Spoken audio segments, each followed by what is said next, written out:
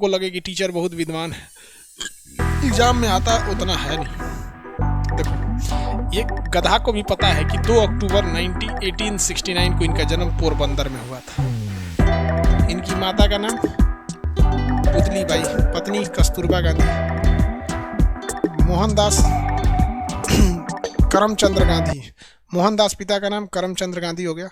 यहाँ पर ये सब चीज़ें, बेसिक चीज़ें आप सब लोग को पता होगी। इनके 4 बेटे थे, दूगो का नाम लाल था, हरीलाल मनीलाल, एगो का नाम था, दूगो का नाम दास था, रामदास देवदास, हरीलाल मनीलाल रामदास देवदास, हरीलाल मनीलाल रामदास देवदास, हरीलाल मनीलाल रामदास देवदास। जमनालाल बजाज को ये अपने बेटा की तरह मानते थे, तो जमनालाल बजाज को इनका 5वां पुत्र कहा जाता था, अपने बेटा की तरह मानते थे जमनालाल बजाज को। समझ में आ गया कि नहीं आ गया? तो उन्हीं तरह होते हैं, बहुत उनको ज़्यादा मानते थे जमनालाल में। आप देखें ना, हमारी घनिष्ठता है, वैसे उनके 5वां मित्र थे, 5वें पुत्र कहा जाता था कि नहीं, जमनालाल बजाज को। क्या हो गया यार? ये हाँ, चौरी चौरा अभी इसी में आएगा, गांधी जी वाले में ही चौरी चौरा आएगा बाबू। तो देखिए, उनके 5वें ये इनके पुत्र माना जाता था। गांधी जी ने 1883 में चले गए थे लंदन पढ़ने के लिए। 82 में शादी हुआ था, 83 में चले गए थे। बाद में वो लौट के आए थे। वहीं जब बाहर में थे ना, तो उन्हें दक्षिण अफ्रीका में केस लड़ने गए थे। तो दक्षिण अफ्रीका में इन्होंने फिनिक्स फॉर्म की स्थापना किया था, फिनिक्स फॉर्म, और ये उनका प्रथम आंदोलन था। महात्मा गांधी का प्रथम आंदोलन कहाँ था? दक्षिण अफ्रीका में। और यहीं पर इन्हें मिले थे गोपाल कृष्ण गोखले। कौन मिले थे? गोखले लिख देते हैं बस शॉर्टकट में, गोखले, गोपाल कृष्ण गोखले। और गोपाल कृष्ण गोखले को इन्होंने अपना राजनीतिक गुरु मान लिया था और कहा था, गुरु जी आप बताइए हमें क्या करना चाहिए।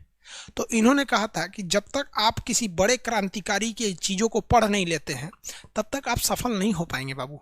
तो महात्मा गांधी ने गोपाल कृष्ण गोखले जी की बात मानकर 2 लोगों की किताबें पढ़ी। एक रस्किन की किताबें पढ़ी। किसकी किताब?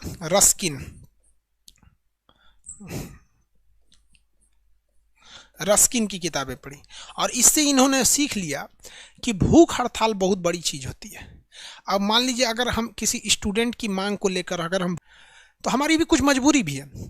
तो रस्किन से उन्होंने सीखा भूख हड़ताल पर। अगर आज हम भूख हड़ताल पर बैठ जाएं स्टूडेंट्स की किसी मांग को लेकर, तो तहलका मच जाएगा, क्योंकि सबको पता है इसे जो हिला देगा यहाँ पे। तो इन्होंने यही रस्किन से सीखा था कि भाई भूख हड़ताल में बहुत दम है। तो भूख हड़ताल की प्रेरणा इन्हें किसने दिया था? रस्किन ने दिया था। और एक लियो टॉल्स्टॉय थे, टॉल्स्टॉय, इनसे इन्होंने आंदोलन की प्रेरणा लिया था। आंदोलन कि अहिंसक आंदोलन कीजिए, मारपीट मत कीजिए, सरकार ज़्यादा लाठी नहीं चला पाएगी, क्योंकि सरकार की जवाबदेही बन जाएगी। याद रखिएगा यहाँ पर। तो गोपाल कृष्ण गोखले इनके गुरु थे। गोपाल कृष्ण गोखले ने कहा कि किताब पढ़ लिया, तो कहा रस्किन से भूख हड़ताल, लियो टॉल्स्टॉय से इन्हें आंदोलन की प्रेरणा मिल गई। गोपाल कृष्ण गोखले ने कहा कि देख भैया, तो भारत जा रहा है ना, तो 1 साल तक तुमको स्टूडेंट की तरह रहना है, ज़्यादा चक्कर पकड़ मत करिए ना, तो पिटबो करेंगे। तो इन्होंने कहा ठीक है। इसलिए महात्मा गांधी जब भारत आए, महात्मा गांधी क्या है, जब भारत आए तो इनको अपने गुरुजी की बात याद थी कि हमें 1 साल तक स्टूडेंट की तरह रहना है। तो 9 जनवरी 1915 को ये भारत में आए। कहाँ आए? भारत में आए। और इन्होंने कहा कि भैया हमको 1 साल तक कुछ नहीं करना है। देखो यार, तो 9 जनवरी 1915 को महात्मा गांधी भारत में आ गए। आज भी 9 जनवरी को प्रवासी भारतीय दिवस मनाया जाता है कि बहुत से होनहार भारतीय जो चले गए हैं वो आ जाएंगे।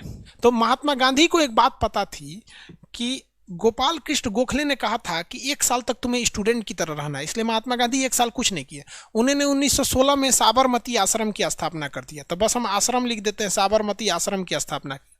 इसके लिए पैसा दिया था अम्बालाल साराभाई। पैसा किसने दिया था? क्वेश्चन पूछता है, आश्रम बनाने का पैसा किसने दिया था? अम्बालाल साराभाई। अम्बालाल साराभाई किसने पैसा दिया था? किसने पैसा दिया था? अम्बालाल साराभाई ने। अब 1 साल बीत गया। इन्हीं 1916 में इन्होंने लखनऊ अधिवेशन में भाग लिया था। लखनऊ अधिवेशन में भाग लिया था। और लखनऊ अधिवेशन में इनको एक बिहारी ने देख लिया था जिसका नाम था राजकुमार शुक्ल ने। तो राजकुमार शुक्ल ने 1917 में कहा था कि महात्मा गांधी आप आइए। तो महात्मा गांधी ने कहा था 1916 में लखनऊ अधिवेशन में कि हम अभी नहीं आ सकते हैं, हमारे गुरुजी कहते कि 1 साल तक तुम्हें विद्यार्थी की तरह जिंदगी बिताना है। तो 1917 में इन्होंने कहा कि हम अब आएंगे। तो इन्होंने चंपारण सत्याग्रह किया, चंपारण सत्याग्रह किया। ध्यान दीजिएगा, यह महात्मा गांधी के जीवन का पहला सत्याग्रह नहीं था। महात्मा गांधी के जीवन का पहला सत्याग्रह साउथ अफ्रीका में था, यह भारत में पहला सत्याग्रह था। और इन्होंने 3 कठिया पद्धति को खत्म कर दिया। 3 कठिया पद्धति क्या था कि जिनका 20 कट्ठा खेत था, मतलब हर एक 20 कट्ठा खेत पर 3 कट्ठा पर नील बोना था। हर एक 20 कट्ठा खेत पर 3 कट्ठा नील बोना था। नील जो कपड़े पे चढ़ाया जाता है, इसकी खराबी क्या होती है कि जहां बोइएगा वो जमीन बंजर हो जाती है। तो किसानों का हर साल 3 कट्ठा जमीन बंजर हो जा रही थी और अंग्रेज जमींदारों से कह के जबरदस्ती यहाँ पे नील बोआते थे। इसलिए महात्मा गांधी ने वहां पर कहकर भारतीयों के लिए वो जमीन को क्या कर दिया, ये नियम को खत्म करा दिया। ये महात्मा गांधी का भारत में पहला आंदोलन था। महात्मा गांधी का भारत में पहला आंदोलन था, ये हो गया। इसके बाद महात्मा गांधी 1818 में खेड़ा सत्याग्रह कर दिए। गुजरात में एक जगह है खेड़ा सत्याग्रह, इसको भी जीत लिया। उसके बाद 1818 में ही महात्मा गांधी ने मील मजदूर के लिए आंदोलन कर दिया। अहमदाबाद मील मजदूर के लिए आंदोलन कर दिया। और यहीं पर महात्मा गांधी ने पहली बार भूख हड़ताल का प्रयोग कर लिया। अब आप बताओ भाई, महात्मा गांधी को भूख हड़ताल की प्रेरणा किससे मिली थी? रस्किन से। महात्मा गांधी को भूख हड़ताल की प्रेरणा किससे मिली थी? रस्किन से। साराभाई ने रुपए क्यों दिए थे भैया? आश्रम बनाने के लिए, महात्मा गांधी के आश्रम बनाने के लिए। हम आप ही से कहेंगे कि हमको एक अनाथ आश्रम खोलना है, पैसा दीजिएगा कि नहीं? दे दीजिएगा। अरे 10 रुपया दीजिएगा, दे दीजिएगा कि नहीं? वैसे ही दिया था इन्होंने। सही बोला, 11 रुपया में बकलोल आ गया है। 11 रुपये में बकलोल आ गया है। देखो, महात्मा गांधी ने पहली बार भूख हड़ताल का प्रयोग किया क्या? 1918 में। लेकिन महात्मा गांधी को यह एक चीज गलती हो गई, वो टेस्ट मैच को 2020 समझ गए। उनको लगा कि 1917 में अंग्रेजों को हरा दिए, खेड़ा सत्याग्रह में हरा दिए, मील मजदूर में हरा दिए, ये 2020 मैच है, एक काम करते हैं असहयोग आंदोलन करके अंग्रेजों को हरा देते हैं। उनको लगा नहीं कि सोच रहे टेस्ट मैच है 3 दिन चलेगा, सोच रहे 2020 है। इन्होंने कह दिया भैया 1919 में इन्होंने कौन सा आंदोलन चालू किया था? 1919 में इन्होंने एक और विरोध कर दिया। इन्होंने सोचा कि और खतरनाक काम करेंगे। रॉलेट एक्ट का विरोध आया। रॉलेट एक्ट, देखो भैया, अगर आप बीपीएससी का एग्जाम देते ना तो हम इसको आपको बताते हैं रॉलेट एक्ट का मतलब। रॉलेट एक्ट अंग्रेजों ने किस लिए लाया था? तो भैया देखिए, इसमें क्या था, ये एक आतंकवाद से रोकने के लिए था। इनका कहना था ना रॉलेट एक्ट में कि किसी भी क्रांतिकारी को अंग्रेज जो हैं वो जब चाहे तब गिरफ्तार कर सकते हैं। इसे बिना अपील, बिना दलील और बिना वकील का कानून कहा गया। महात्मा गांधी ने कहा कि ये काला कानून है, इसका विरोध होना चालू हुआ इस कानून का।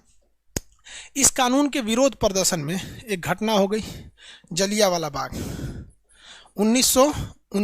13 अप्रैल 1919 को 13 अप्रैल 1919 को क्या हो गया? जलियांवाला बाग। अब इतना डिटेल से तो जाने की जरूरत नहीं। जलियांवाला बाग में आपको पता है कि निहत्थे लोगों पे गोली चला दी गई थी।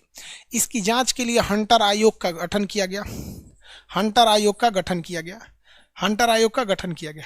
और महात्मा गांधी ने इस घटना से दुखी होकर अपने कैसरे हिंद की उपाधि लौटा दिया। कहा कि हम तुमने हमको जो उपाधि दिया हम लौटा देते हैं। कैसरे हिंद की उपाधि लौटा दिया। और महात्मा गांधी इतने दुखी हुए कि 1920 में उन्होंने क्या चालू कर दिया? असहयोग आंदोलन। और कहा कि कोई भी व्यक्ति अंग्रेजों का सहयोग नहीं करेगा। असहयोग आंदोलन, असहयोग आंदोलन चालू कर दिया। उन्होंने कहा कि अंग्रेजों का बाल मत काटो, अंग्रेजों का नाखून मत काटो, अंग्रेजों के कपड़े मत धुलो, उनका जूता मत साफ करो, उनकी दुकान से कुछ खरीदो मत। मतलब अंग्रेज जहाँ भी है उनको बाइकआउट करो। जैसे अभी कहीं बाइकआउट चाइना, तो महात्मा गांधी को लगा कि बाइकआउट कर देंगे तो अंग्रेज भाग जाएंगे सब। यही महात्मा गांधी गलती कर गए। महात्मा गांधी की ये रणनीति सफल नहीं हो पाई और महात्मा गांधी को यहाँ हार का सामना करना पड़ा। अंग्रेजों पे कोई असर नहीं पड़ रहा था, जबकि महात्मा गांधी ने कह दिया था कि तुम लोग असहयोग आंदोलन चालू करोगे ना तो 1 साल में आज़ादी मिलेगा। तो लोगों को लग गया कि 1921 में तो आज़ादी मिल ही जाएगा। आज़ादी नहीं मिला। 1922 में आगे आज़ादी नहीं मिला। अब महात्मा गांधी कहें कि ससुरा ये तो प्लान मेरा फेल हो गया, सक्सेस नहीं होगा। अब महात्मा गांधी कोई बहाना खोज रहे थे, होशियार बहुत थे महात्मा गांधी, कोई बहाना खोज रहे थे कि कौन बहाना करके हम क्या करें, ये आंदोलन को ख़त्म कर दें।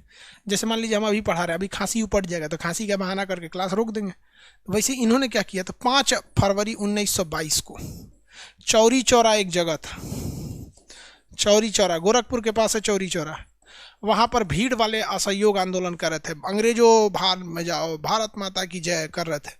तब तक पुलिस वाले उन सब पे डंडा से मारने लगे सब, तो भीड़ ज़्यादा थी, पुलिस वाला उनको दौड़ा दिया। अब पुलिस वाला थाना में घुस गया और अपने आप को लॉकअप में बंद कर लिया, और अंदर आके पुलिस वाला कहता है मारो, अब मारो। अब सोचा लॉकअप बहुत मजबूत रहता है, मारो मारो। अब भारत वाला बहुत खचरा होता है, सब गांव में आदमी को देखो, ललकारना नहीं, गांव की भीड़ कुचू कर देती है। तो गांव का कोनो कहा निकल साले निकल, तो कहा नहीं निकलेंगे नहीं निकलेंगे। तो गौवा लग गया, तो एगो बाहर से ताला मार दिया।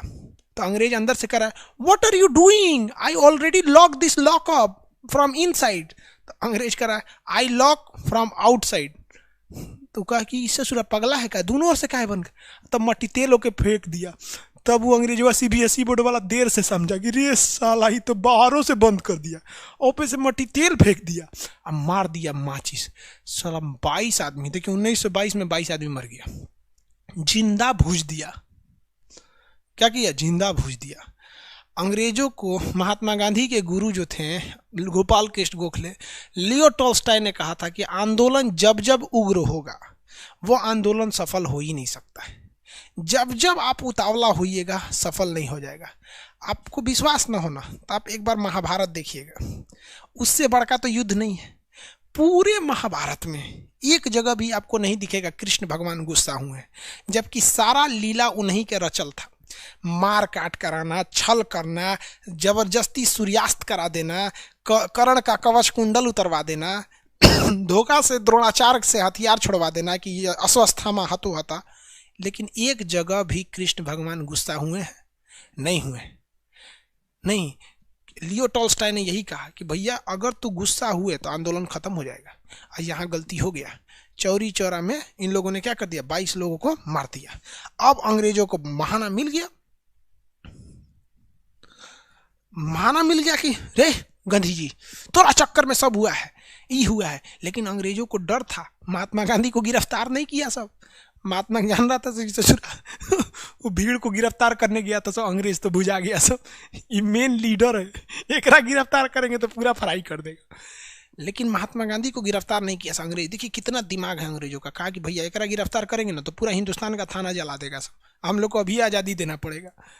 यहाँ महात्मा गांधी से गलती हो गई, क्योंकि यहाँ भी अगर असल में महात्मा गांधी नरम दल वाले थे, गरम दल वाले थे ही नहीं।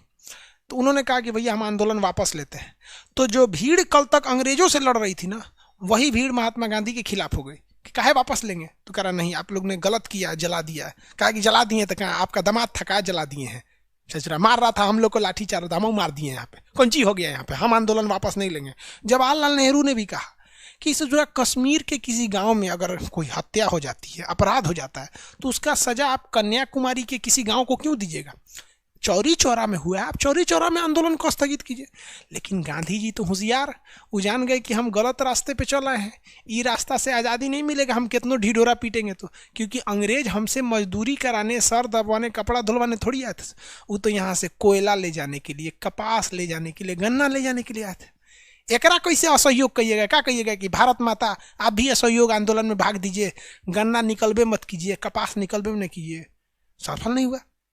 गांधी जी को बहाना मिल गया, गांधी जी कहा कि ना वापस ले लेंगे। 12 तारीख को वापस ले लिए, 1 के हफ्ते बाद। अब महात्मा गांधी को अभी भी अंग्रेज गिरफ्तार नहीं किया था सर, जानता था सर कि एक बुढ़ऊ को गिरफ्तार करेंगे ना तो कुल मिल के पूछ देगा सर, इसलिए महात्मा गांधी को नहीं गिरफ्तार किया सर। लेकिन 1 महीना बाद सब लोग गांधी जी को गरियाने लगे कि अब बुढ़वा आंदोलन वापस ले लो, रे करम जल्ला कहीं का, तू काहे वापस लिया यहाँ पे।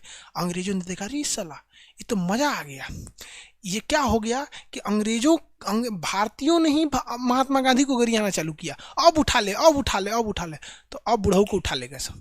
अंग्रेज सब 10 मार्च को महात्मा गांधी को गिरफ्तार किया सब और 6 साल का सजा सुना दिया सब।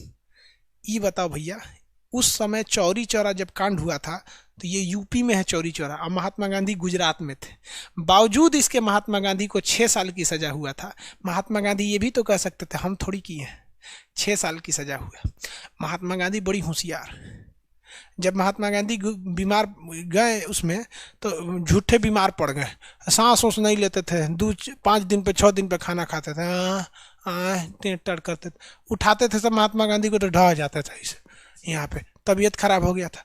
अंग्रेज का शरीर के बाहर कर, अंदरवा मर जाएगा तो सब ससुरा कहेगा सब गंधिया को मार दिया और हम लोग को मार डालेगा, सब बाहर कर तो सब चादर उदर में टान के महात्मा गांधी को, जान के बकरी उकरी बीमार पड़ जाती तो फेंक देता आदमी, महात्मा गांधी को जेल के बाहर कर दिया। जा बुढ़ो, महात्मा गांधी देखे ससुरा बाहर कर दिया, भाग जो यहाँ से, भाग गए वहाँ तुरंत यहाँ पे।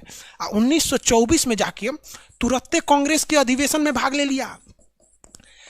देखिए कितना होशियार आदमी है ये।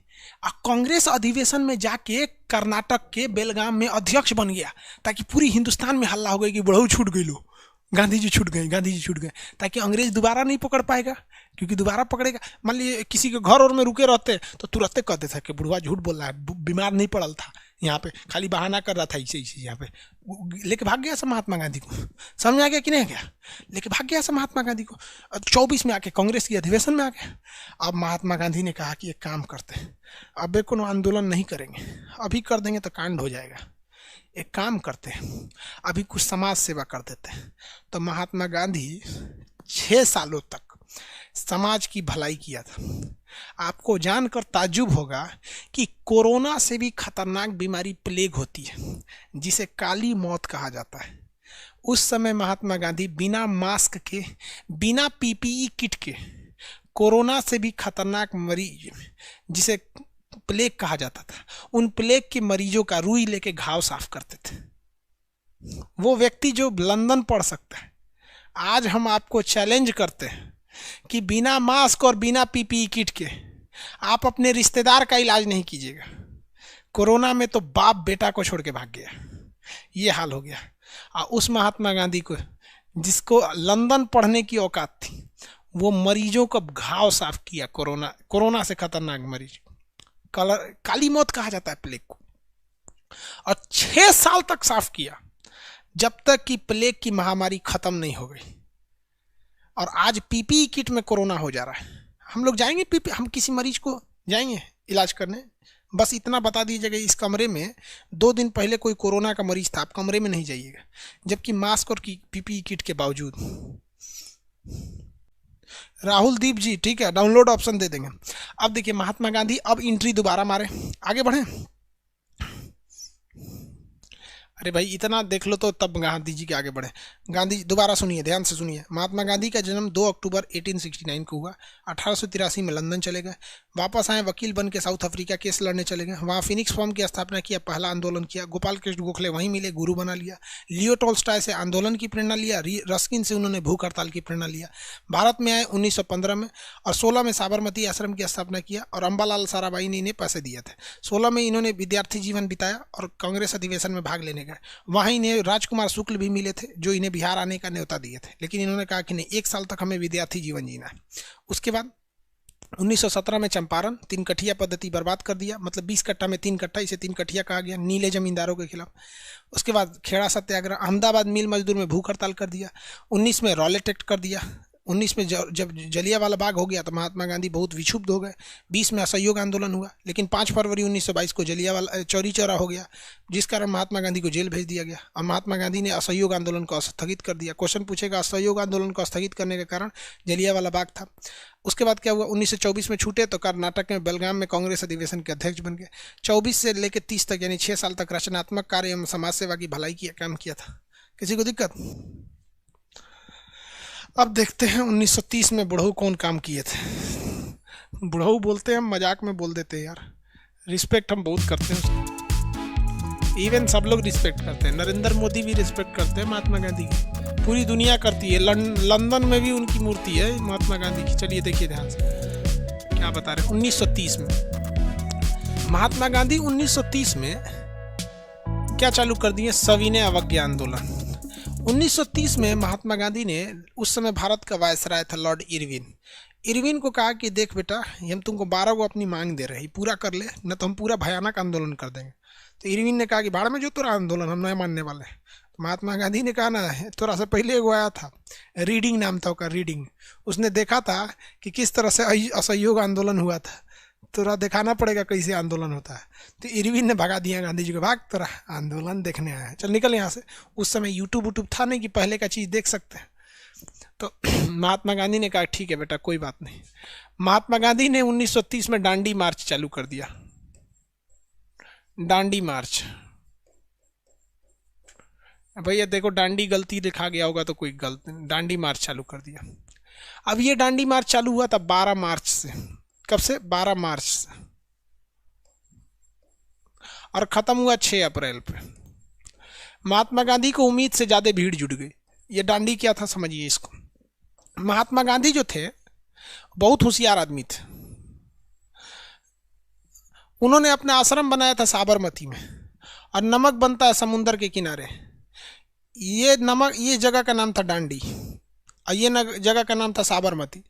यहाँ से इन्होंने 78 लोगों के साथ पैदल यात्रा चालू की थी कि हम जाके नमक बनाएंगे, और भारतीय नमक बनाएंगे, क्योंकि अंग्रेज नमक पर टैक्स ज़्यादा लेते थे। ये यहाँ गए तो इसमें 26 दिन लग गया। इस 26 दिन के दौरान महात्मा गांधी के पीछे हजारों की भीड़ लग गई, और दांडी नामक स्थान पर 20,000 लोग पहुंच गए। जो काफिला महात्मा गांधी ने महज 78 लोगों से चालू किया था, और वो काफिला यहाँ आकर दांडी नामक स्थान पर 20,000 हो गया। और महात्मा गांधी ने नमक बना के कहा कि अंग्रेजों तुम्हें टैक्स नहीं देंगे, हम अपना नमक लेंगे। महात्मा गांधी जब पीछे मुड़ के देखेंगे कहेंगे अरे बाप रे बाप 20,000 फौज आ गई है, एक काम करते हैं एगो नया आंदोलन कर देते हैं। तो जैसे महात्मा गांधी ने 6 अप्रैल 1930 को दांडी खत्म किया ना, तो 6 अप्रैल 1930 को महात्मा गांधी ने कहा कि इन लोग को वापस काहे जाने देना है, इन लोग से एक और आंदोलन चालू करा देते हैं, सविनय अवज्ञा आंदोलन। सविनय अवज्ञा आंदोलन, सविनय अवज्ञा आंदोलन, civil defence civil disobedience movement. कहा गया कि हम भारतीय बहुत ही विनती के साथ आपका विरोध करेंगे। बहुत ही विनती के साथ क्या करेंगे? विरोध करेंगे। मतलब आप जो कहेंगे हम ठीक उसका उल्टा करेंगे, लेकिन हाथ जोड़कर विनती के साथ। अंग्रेज कहते थे नमक मत बनाओ, इस पर टैक्स है। तो भारतीयों ने कहा कि भैया हम लोग सविनय अवज्ञा आंदोलन कर रहे हैं कि अंग्रेज चाचा आप यहाँ से चल जाइए, नमकवा तो हम यहीं बनाएंगे, आप कितना पे गोली चलाएंगे, हम लोग की संख्या 20,000 है। मतलब अंग्रेजों की वाट लगा दिया उसने, किस तरह से प्रेम से कि आप चल जाइए नहीं तो हम यही करेंगे। अंग्रेजों ने कहा भारतीय स्कूल नहीं खोल सकते हैं, भारतीयों ने जाके स्कूल खोल दिया। ढावाने आए से तो 20-30 हज़ार भारतीय आ जाते थे, भैया हम यहीं स्कूल बनाएंगे, आपको जो करना है कर लीजिए। तो इन्होंने सविनय अवज्ञा आंदोलन बुला लिया। अब देखिए कांड देखिए। इरविन तो अपने आप को बहुत होशियार समझ रहा था, गांधी जी को भगा दिया था इरविन। अब इरविनवा को पता नहीं था कि लंदन में इनका जो प्रधानमंत्री बनना है इसका नाम है Ramsay MacDonald. Ramsay MacDonald, London में इनका प्रधानमंत्री है रैमजे मैकडोनाल्ड। इसने गोल मेज सम्मेलन बनाया था। गोल, जब भी कभी मेज गोल रहता है ना तो सबका मुंह आमने सामने रहता है। गोल मेज इस चीज को दर्शाता है कि हम सब मिलकर डिसीजन ले रहे हैं, समझा गया, कि सबका चेहरा आमने सामने रहेगा। तो एक गोल मेज सम्मेलन बुलाया था जिस पर हिंदुस्तान के सारे नेताओं से बात करने के लिए बुलाया था। कब बुलाया था? पहला गोल मेज सम्मेलन 1930। और रैमजे मैकडोनाल्ड ने भयंकर इंतजाम कराया था कि कांग्रेस का नेता महात्मा गांधी आएगा, क्योंकि महात्मा गांधी जो बोलते थे देश में वही हो जाता। इधर देखिए गांधी जी तांडव करके बैठल है। इरविनवा कहा गांधी जी से, ये बुढ़ऊ लंदन चल जाइए ना, गोल में सम्मेलन है, नाश्ता पानी भोज वोज सबका व्यवस्था प्रधानमंत्री मैकडोनाल्ड करैले, चल जाइए। तो गांधी कह रहा है सविनय अवज्ञा आंदोलन, इरविन चाचा हम कसम खाते हैं कि हम नहीं जाएंगे, आपको जो उखाड़ना है उखाड़ लीजिए। ये बेचारा कहा कि कोई दिक्कत नहीं। और जब उधर रैमजे मैकडोनाल्ड पूरा वीआईपी व्यवस्था नाश्ता पानी सब कराने के लिए बैठा दिया, सब लोग यहाँ सोचा 2-3 गो आदमी गया, भीमराव अम्बेडकर गए थे, तेज बहादुर सप्रू गए थे, 2-3 आदमी गया। बेचारा मैकडोनाल्ड का तो भयानक बेइज्जती हो गया। अब खुद सोचिए ना, मोदी जी डोनाल्ड ट्रंप के लिए गुजरात में स्टेडियम सजा दे और डोनाल्ड ट्रंप में ना आए, अपनी मेहरारू को भेज दे, तो मोदी जी का तो भयंकर बेइज्जती होगा। इसी तरह बेइज्जती हो गया मैकडोनल्ड का। मैकडोनल्डवा फोन करके इरविनवा को गरियाया, रे साला चोट्टा, तोरा से बोले थे ना कि गांधी जी को भेजना है, काहे नहीं भेजा? तो कह रहा महाराज बकस दीजिए, हमारा नौकरी का सवाल है। वो गंधिया यहाँ आंदोलन करके बैठल है, कौन आंदोलन नया निकाला है, जो चीज बोल रहे हैं वो उल्टे कर रहा है। तो मैकडोनल्ड ने कहा कि रे चोट्टा कहीं का, के से करके गांधी जी को भेज। है दूसर का गोल में जन होने वाला है 1931 में, अगर इनमें गांधी नहीं गया तो तोरा नौकरी खा जाएंगे। तो बेचारा इरविनवा जो था गांधी जी को फोन किया, आप कौन कौन बतिया बोले थे लाइए हम सब मान लेते हैं, हमारा नौकरी का सवाल है, आप क्यों करके द्वितीय गोलमेज में चल जाइए। तो यहीं पर हुआ, महात्मा गांधी किस में गए? द्वितीय गोलमेज सम्मेलन में। ये 1931 का वही दौर था जब भगत सिंह को फांसी लगने वाली थी, और महात्मा गांधी पर लोगों ने दबाव बनाया कि महात्मा गांधी आप कहिए कि अगर भगत सिंह की फांसी को नहीं बख्शा जाएगा तो हम नहीं जाएंगे। महात्मा गांधी ने शर्त में लिख के दे दिया कि आप जितने भी कैदी हैं उन सारे कैदियों को आप रिहा करेंगे। इरविन ने भी मान लिया कि हम जितने भी राजनीतिक कैदी हैं सबको छोड़ देंगे। आप बाबू यहाँ ध्यान से समझिए, आप अगर यहाँ कहेंगे महात्मा गांधी से गलती हुई तो भी आप सही हैं, लेकिन अगर आप कहेंगे कि नहीं महात्मा गांधी जानबूझ के इग्नोर किया तो भी आप सही हैं, क्योंकि महात्मा गांधी ने मांगा था कि मुझे सारे कैदियों की रिहाई चाहिए, और इरविन ने कहा था कि हम जितने भी राजनीतिक कैदी हैं सभी छोड़ देंगे। राजनीति का मतलब होता अनशन करने वाला, हेन तेन वाला को छोड़ देंगे। और भगत सिंह पर तो बम फेंकने का चार्ज लगा था, वो तो राजनीतिक थे नहीं। तो कुछ इतिहासकार ये कहते हैं कि महात्मा गांधी को ये उलझा दिया अपने जाल में, जिस तरह से महाभारत में अश्वत्थामा हाथी मरा था और जाके युधिष्ठिर ने क्या बोल दिया द्रोणाचार्य से, क्योंकि युधिष्ठिर तो झूठ बोलते नहीं थे, उन्होंने कह दिया अश्वत्थामा हतो हता, तो द्रोणाचार्य को लगा कि मेरा बेटवा मर गया। जैसे वो पूछा कि हाथी की बेटा, तो उसने क्या कह दिए कि तले कृष्ण भगवान शंख बजा दिए, गचपचा गया, द्रोणाचार्य हट गए, अर्जुन जीत गए। यही कांड कर दिया था इरविनवा। इरविन ने क्या किया कि उसने कह दिया राजनीतिक कैदियों को छोड़ देंगे, और ये कह के महात्मा गांधी को भेज दिया। महात्मा गांधी चल गए द्वितीय गोलमेज में, इधर भगत सिंह का जान ले लिया।